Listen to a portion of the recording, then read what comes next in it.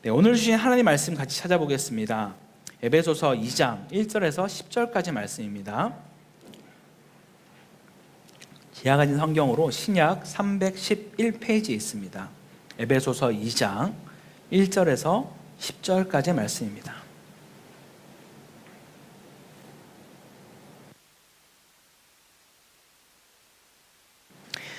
다 찾으셨으면 한 절씩 교독하고 마지막은 합독하도록 하겠습니다. 제가 먼저 2장 1절 읽겠습니다.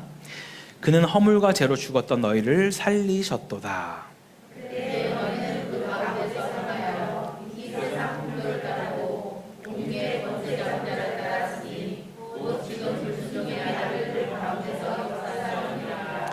전에는 우리도 다 그 가운데서 우리 육체의 욕심을 따라 지내며 육체와 마음에 원하는 것을 하여 다른 이들과 같이 본질상 진노의 자녀이었더니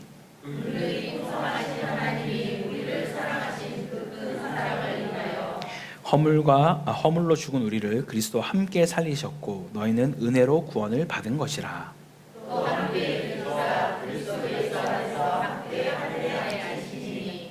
이는 그리스도 예수 안에서 우리에게 자비하심으로써 그 은혜의 지극히 풍성함을 오는 여러 세대에 나타내려 하심이라.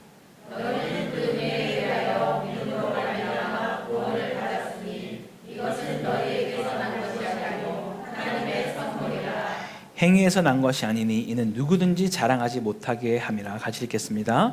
우리는 그가 만드신 바라 그리스도 예수 안에서 선한 일을 위하여 지으심을 받은 자니 이 일은 하나님이 전에 예비하사 우리로 그 가운데서 행하게 하려 하심이니라. 아멘. 우리 잠깐 기도하겠습니다. 하나님 아버지 감사합니다. 오늘 이 시간 주의 말씀을 또 같이 나누고자 합니다. 주께서 저희 입술과 생각을 주장하셔서 온전히 아버지의 마음만이 가감없이 전해질 수 있도록 붙드시고 인도하여 주시옵소서. 듣는 모든 이들 가운데에는 주님께서 또 은혜를 내려주셔서 주님의 귀한 말씀이 마음판에 새겨지는 시간으로 인도하여 주시옵소서. 감사합니다. 모든 것 살아계신 우리 주 예수 그리스도 이름으로 기도드립니다. 아멘. 할렐루야. 네, 오늘도 변함없이 또 말씀 앞으로 또 예배의 자리로 나오신 모든 성도님들에게 그리스도의 평강과 긍휼과 은혜가 가득하기를 간절히 축원합니다. 네, 오늘은 에베소서 말씀 가지고 은혜로 구원받는 생명이라는 제목으로 말씀을 나누려고 합니다. 돌아오는 주에 교리산책 7일과 양자됨을 하면 이번 학기 교리산책은 모두 끝이 납니다. 원래는 4월에서 6월까지 진행되는 훈련이었는데 제가 병원에 입원하고 또 단기팀들이 들어오고 여러 사역들이 겹쳐 여기까지 오게 되었습니다. 연속적으로 하지 못한 아쉬움이 있지만 그래도 이런 상황 가운데 주시는 은혜가 있는 줄 믿습니다. 특별히 이번 주에 했던 주제는 바로 칭의라는 주제였는데요. 기독교 안에서 가장 많은 어떤 논란이 있고 말이 많은 주제이기도 한 것이 바로 이 칭의라는 주제입니다. 반대로 말하면 그만큼 이 칭의를 잘 이해하면 우리가 신앙생활 하는 데 있어서 아주 든든한 반석 위에 흔들리지 않는 믿음으로 나아갈 수 있음을 말해주는 것이죠. 그래서 이번 주에 교리산책 듣는 분들과는 이미 나누긴 했지만 이 내용은 우리 모든 성도님들이 들어야 하는 내용이기에 다시 한번 여러분들과 같이 말씀을 나누기에 준비하였습니다. 보통 칭의를 정의할 때 이렇게 말합니다. 죄인들에게 값없이 베푸시는 하나님의 은혜라고 말합니다. 다시요. 죄인들에게 값없이 베푸시는 하나님의 은혜. 그것이 바로 칭의이다라고 말합니다. 이 내용을 설명하고 있는 성경의 본문이 여러 가지가 있지만 그 중에서는 오늘 말씀을 가지고 칭의에 대한 것과 그로 인해 구원받는 생명이 어떤 것인지 함께 나눠보겠습니다. 일반적으로 은혜라고 하면 어떤 것을 말하나요? 은혜. 간단히 대답한다면 우리가 받을 자격이 없음에도 불구하고 받는 것. 그것이 은혜이죠. 그리고 은혜와 비슷한 긍휼은 무엇입니까? 긍휼. 마땅히 받아야 함에도 불구하고 받지 않도록 긍휼을 베푸시는 것. 그것이 바로 긍휼입니다. 이러한 의미를 알고 하나님이 우리에게 행하신 것을 보게 되면 그 하나님의 은혜는 우리에게 놀라운 하나님의 사랑으로 나타내어진 것이다라는 것을 우리는 확인할 수 있습니다. 그 놀라운 하나님의 사랑과 은혜를 한 절로 요약한 말씀이 있다면 그것은 아마도 요한복음 3장 16절 말씀이 아닌가 생각합니다. 우리가 교회 학교 때부터 항상 암송대에 또 빠지지 않고 나오는 그 말씀, 수련회 때 늘 참석하셨다면 밥송, 그죠? 이걸 외워야만 밥을 먹을 수 있었던 그 말씀인데 우리 같이 한번 다시 읽어볼까요? 시작. 하나님이 세상을 이처럼 사랑하사 독생자를 주셨으니 이는 그를 믿는 자마다 멸망하지 않고 영생을 얻게 하려 하심이라. 아멘. 네, 오늘 다 점심 드실 수 있겠네요. 네. 이것은 마치 우리를 향한 하나님의 사랑이 넘치고 흘러서 부어진 하나님의 은혜인 것을 말씀하고 있습니다. 이런 넘치는 은혜를 받은 자들이 바로 지금 이 자리에 있는 저와 여러분이 아닐까 생각합니다. 그런데 우리에게 언젠가부터 이 은혜가 거저 주어졌다라고 말하며 값없이 베푸신 것이라고 이해하기 시작하면서 싸구려의 은혜처럼 전락하게 되는 것을 보게 됩니다. 마치 공짜로 어떤 값도 치르지 않은 것처럼 이해함으로 우리가 받은 그 놀라운 은혜, 그 구원의 은혜가 아주 값싼 싸구려 은혜로 전락해 버리고 만 것이죠. 어쩌면 이 말을 들으면서 도대체 누가 그런 생각을 하는 것인가 라고 생각할 수도 있지만 우린 나도 모르게 우리도 그런 생각들을 섬찟섬뜩 할 때가 있다라는 것이죠. 한 번이라도 그 구원을 가벼이 여긴 적이 있었다면 오늘 이 시간 말씀을 통해 우리에게 베푸신 그 구원이 얼마나 크고 놀라운지 살펴보고 확인하는 시간이 되기를 간절히 소망합니다. 네, 말씀을 보기에 앞서 에베소서에 대한 궤관을 좀 살펴보겠습니다. 저는 개인적으로 성경의 궤관을 살펴보고 또한 전후 문맥을 살펴보는 것을 아주 중요하게 생각합니다. 왜냐하면 궤관은 그 당시 배경과 또 그때 듣는 청중이 누구인지를 알게 함으로써 왜 주님께서 그렇게밖에 말씀하실 수 없었는지를 우리가 이해할 수 있고요. 그리고 우리가 그 문맥을 모르고 읽는다면 쉽게 오해할 수 있는 내용들을 바르게 볼 수 있는 그런 것을 알 수 있기 때문에 우리는 성경의 궤관이나 혹은 그 문맥을 잘 알아야만 합니다. 그래서 에베소서를 살펴보면 바울 서신 가운데 로마서만큼이나 아주 큰 영향력을 끼친 서신 중에 하나입니다. 비록 분량은 6장밖에 되지 않지만 설교의 대가이신 마틴 로이드 존스 목사님이 책 8권을 쓸 정도로 이 내용에 있는 그 방대한 복음의 내용들이 이 에베소서 안에 담겨져 있다라는 것이죠. 실제로 에베소서 안에는 하나님의 선택과 예정, 만물을 통일하시는 하나님의 장엄한 우주적 비전, 교회의 영광, 성도들의 구원과 특권을 다루고 있는 것을 우리는 6장을 통해서 볼 수 있습니다. 이 서신은 바울이 옥중에서 기록한 옥중서신으로 분류되어지는데요. 크게는 두 부분으로 나눠 볼 수 있는데 처음에 1장에서 3장까지 성도의 구원에 관한 것을 다루고 있고요. 4장에서 6장까지는 구원받은 성도의 삶에 대한 것을 우리 가운데 말씀하고 있습니다. 그렇게 이 말씀은 2000년 전 에베소 성도들에게도 또 오늘을 살아가는 우리에게도 동일하게 하시는 말씀인 줄 믿습니다. 그중 오늘 우리가 읽은 본문은 바로 성도의 구원에 관한 내용 중 한 중간쯤 위치해 있는 본문인데요.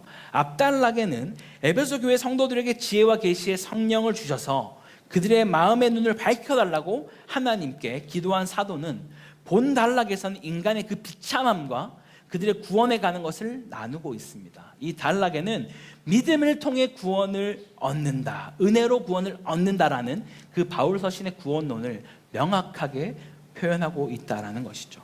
자, 그럼 함께 말씀 보겠습니다. 먼저 우리가 은혜로 구원받는 생명에 대해 가장 절실하게 느낄 수 있는 것은 무엇일까요? 바로 내가 어떤 상태에서 구원을 받았는가를 안다라면은 우리는 은혜로 구원받는 생명이 어떤 것인지를 알 수 있습니다. 왜냐하면 일반적으로 특히 저처럼 모태신앙으로 예수를 믿는 그런 많은 분들은 내가 엄청난 의인이라서 뭔가 내가 구원받았다라고는 생각하지 않습니다. 만약 그렇게 생각하시는 분들 있다면 오늘 남으셔야 됩니다. 상담하셔야 돼요. 보통은 그렇게 생각하진 않지만 이렇게 생각하는 거죠. 그렇다고 해서 내가 구원받지 못할 만큼 그런 무슨 죄를 지었거나 그 정도로 자격이 없지 않지는 않나? 나 정도면 내가 이렇게 헌신하며 삶을 살아왔다면은 그렇게 구원받지 못할 이유가 나한테 있나? 라는 생각을 우리도 모르게 할 수 있다라는 것이죠. 그래서 오늘 본문 1절 3절까지 말씀은 먼저 구원받기 이전 성도의 상태가 어떤 모습인지를 우리 가운데 정확하게 말씀하고 있습니다. 구원받기 이전 성도의 상태 1절에서 말씀합니다. 함께 우리 1절을 다시 한번 읽어보겠습니다. 시작. 그는 허물과 죄로 죽었던 너희를 살리셨도다. 아멘. 말씀 그대로 구원받기 전에 너희의 상태는 허물과 죄로 죽어있던 자들이다 라고 말하는 것이죠. 이것은 먼저 이방인들, 즉 세상 사람들 가운데 가리켜 한 말입니다. 계속해서 2절을 보면 구원받기 전에 너희는 세상의 풍조를 따르고 공중권세 잡은 자들, 곧 불순종의 아들들 가운데 사단을 따라 살아가는 자들이다 라고 말합니다. 당연히 구원받기 이전의 사람은 그럴 수밖에 없습니다. 왜죠? 그들은 그리스도 밖에 있는 자들입니다. 그들 안에 그리스도의 영이 없고 말씀이 없는데 그들이 따를 수 있는 것은 역시 사단밖에 없는 것이죠. 그런데 3절에서는 이제 주어를 바꾸어서 말을 합니다. 이전까지는 너희라고 말을 하고 있다가 3절부터는 우리로 바뀌게 되는 것이죠. 즉 바울을 포함한 모든 유대인들도 예수 믿기 전에 어떤 상태인가라고 말하냐면 육체의 욕심을 따라 지내며 육체의 마음이 원하는 것을 하며 살게 된다. 바로 그런 자들이 너와 우리들이다 라고 말하는 것이죠. 왜냐하면 삶의 주인이 바로 육체, 곧 자기 자신이 되어서 그렇게 자기가 하고 싶은 대로 원하는 대로 그렇게 자기가 하나님 되어 살아가는 자들로 살았다라고 말하는 것이죠. 그래서 이런 자들을 가르쳐 오늘 본문 3절 마지막에 뭐라 말합니까? 본질상 진노의 자녀다. 원래 너희는 진노를 받기 합당한 자들이야. 너희도 나도 라고 지금 바울이 말하는 것이죠.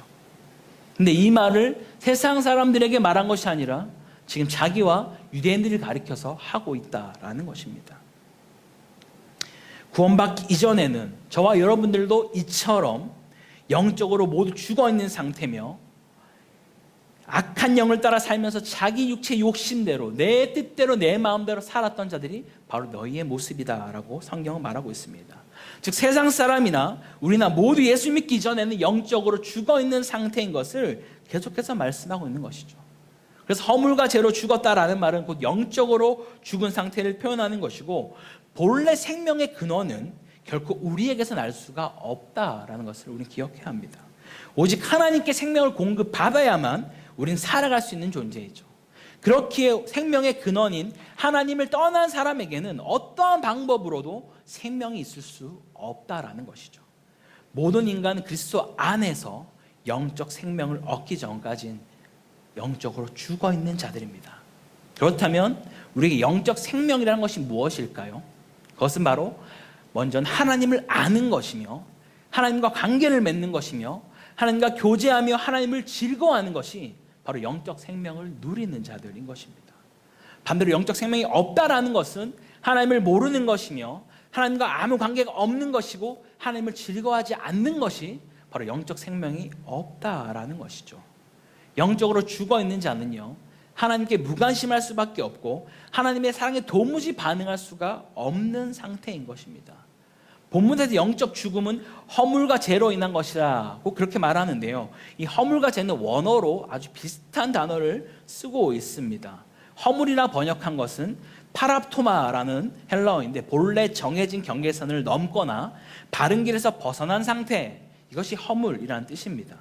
또한 죄도 잘 알고 계신 것처럼 하마르티아라는 단어인데요, 표적을 빗나가거나 표준에 미치지 못한 상태를 이 죄라는 것으로 쓰고 있다는 것이죠. 즉 영적으로 죽어있는 상태는 하나님의 뜻과 법에서 어긋나서 행하며 잘못된 일을 행하는 상태를 말하고 있다는 것을 성경은 우리 가운데 보여주고 있습니다.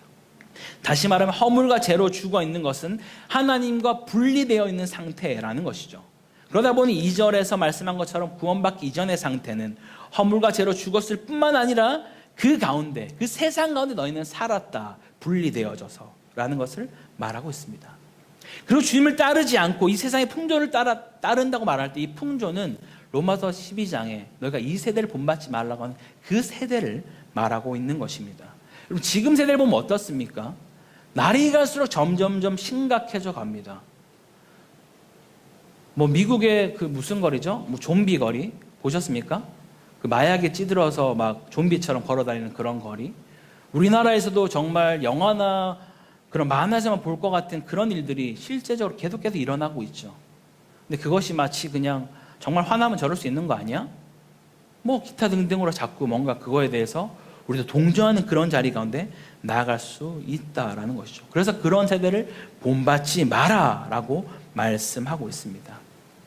그래서 공중권세 잡은 자, 곧 마귀의 영향력 아래 그들을 따라 살았던 그런 삶으로 살지 말라고 주님은 우리 가운데 경고하고 있다라는 것입니다.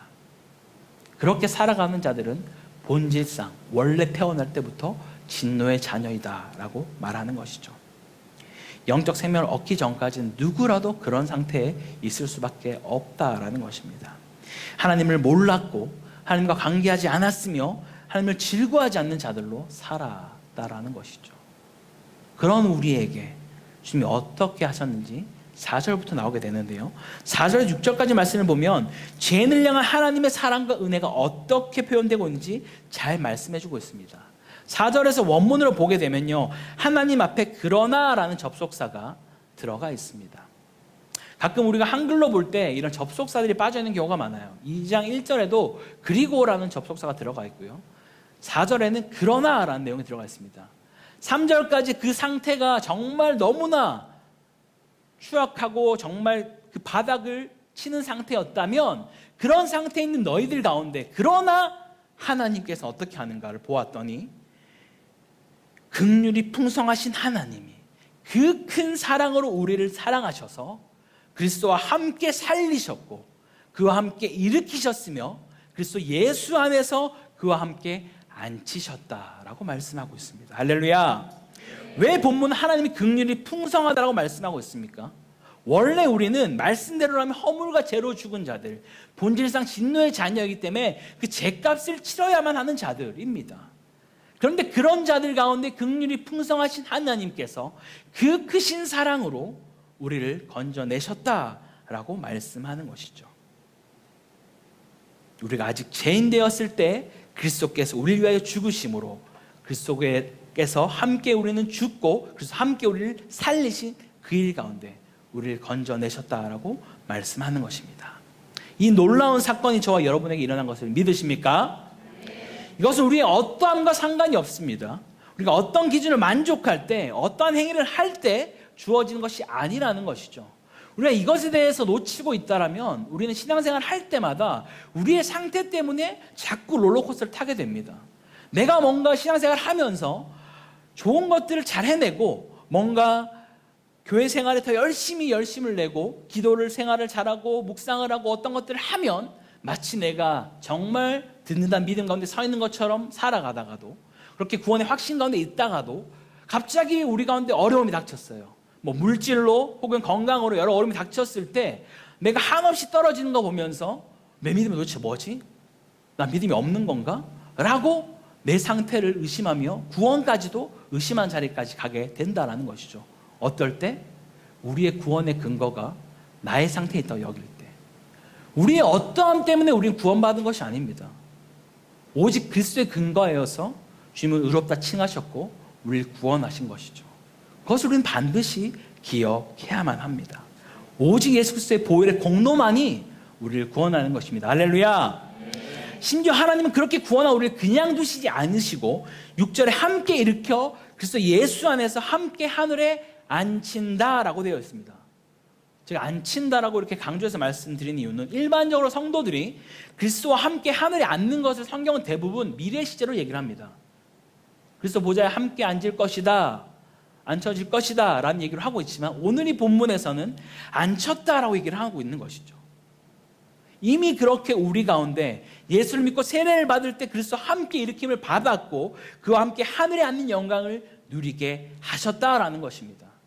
이 말은 곧 우리가 그리스도와 함께 만물을 통치하는 그 영광을 이미 누리고 있다라는 것을 말씀해 주고 있습니다. 그 구원의 영광을 하나님께서 우리에게 은혜로 주신 것을 믿으시기 바랍니다. 이처럼 구원받은 성도들은 그리스도의 부활에 참여하고 그리스도와 함께 하늘에 앉는 영광을 누리게 되는 것이죠.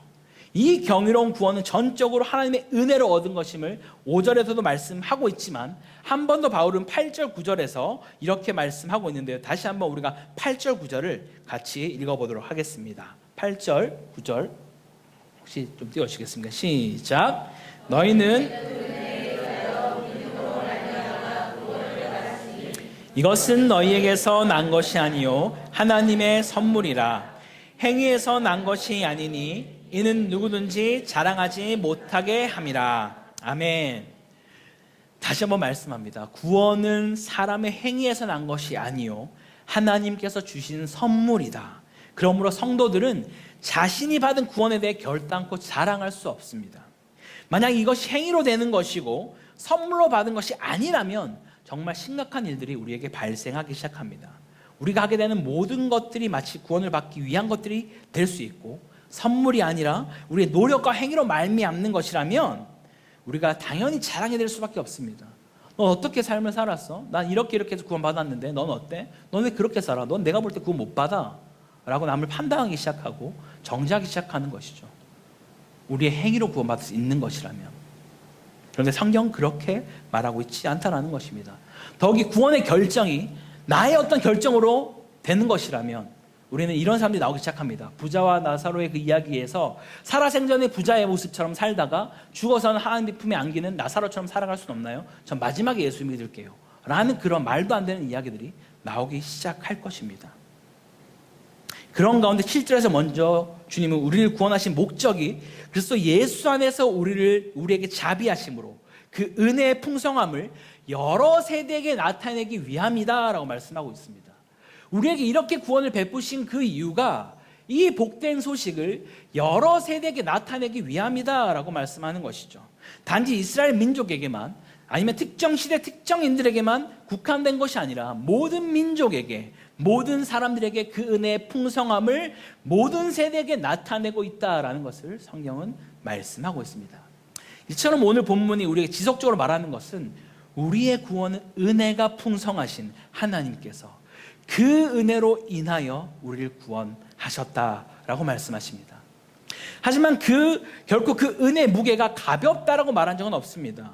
은혜의 사전적 정의만을 우리가 이해하면서 값없이 주셨다, 거저 주셨다라는 것은 우리의 입장에서 그런 것이죠. 하나님 입장에서는 너무나 큰 값을 치르셨습니다.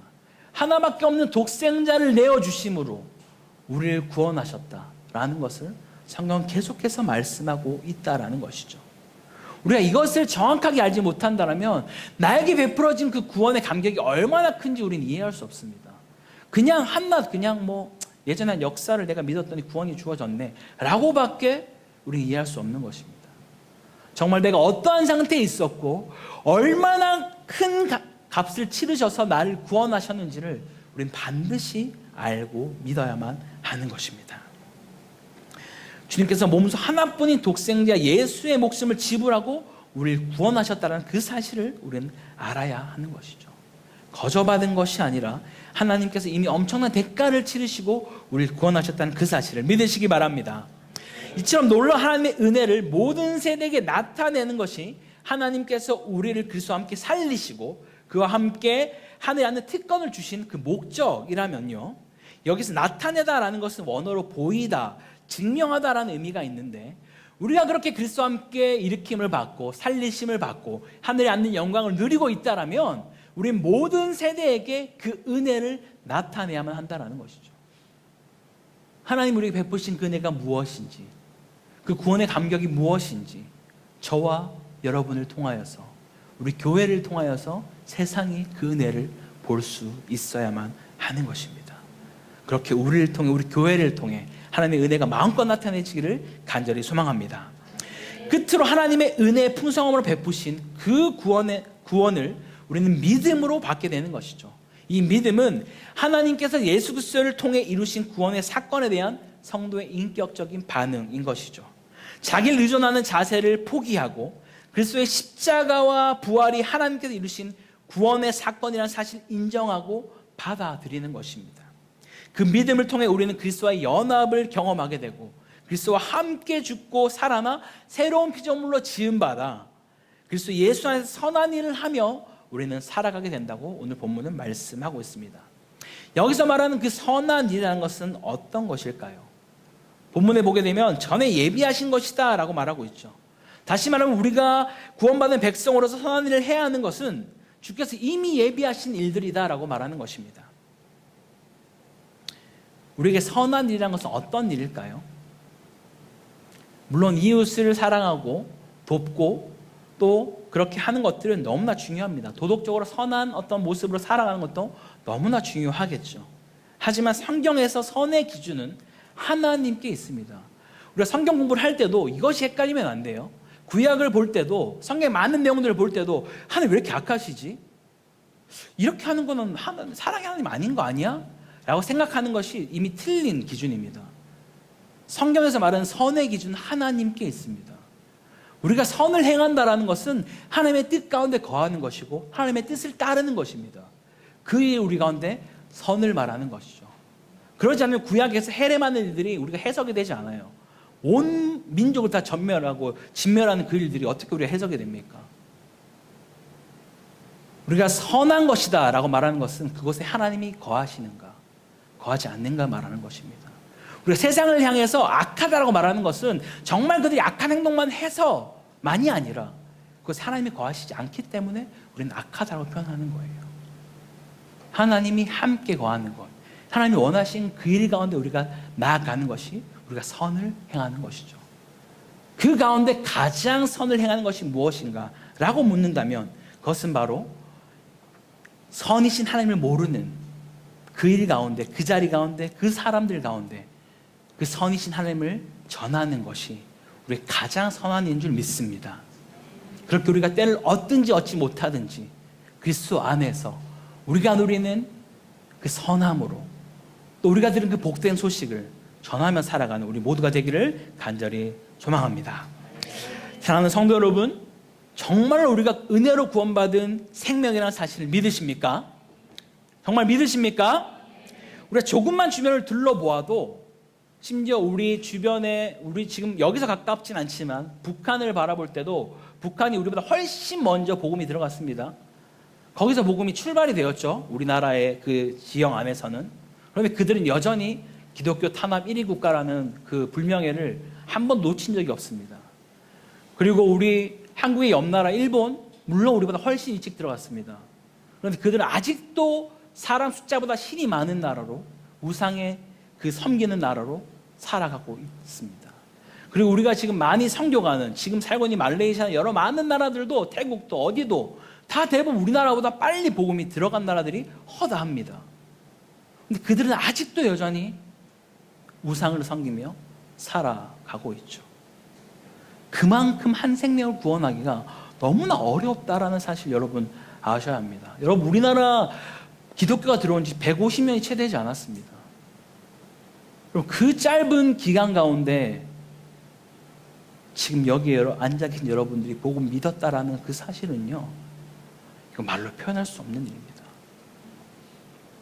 그 구원의 감격이 정말 여러분 가운데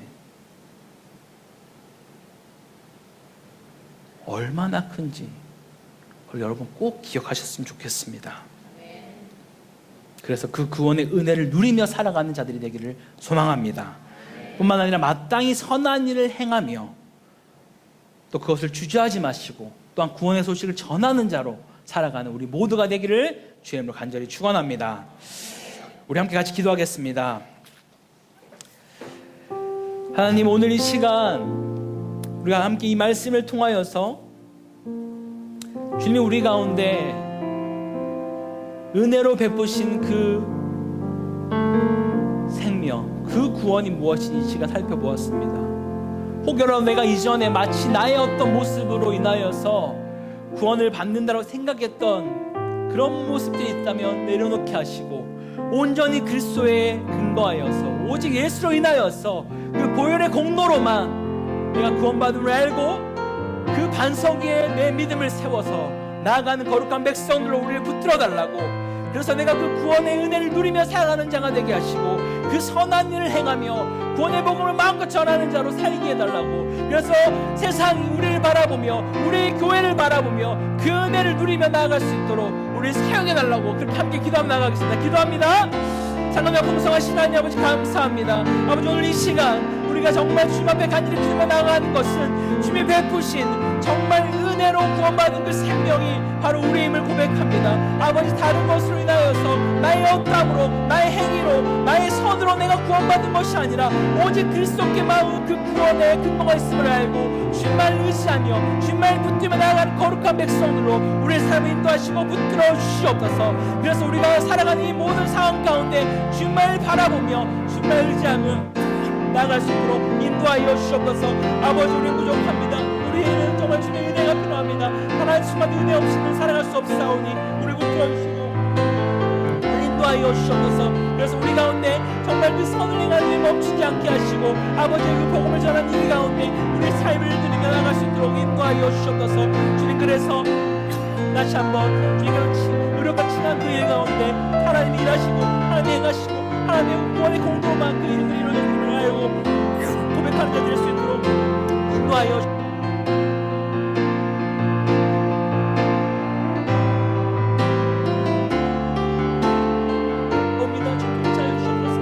아버지, 오늘 우리가 주님의 정보라고 나갈 수 있도록 우리의 삶을 이루시고 우리 마음을 우리 생각을 수하시고 자신을 다스리시고 들어주시고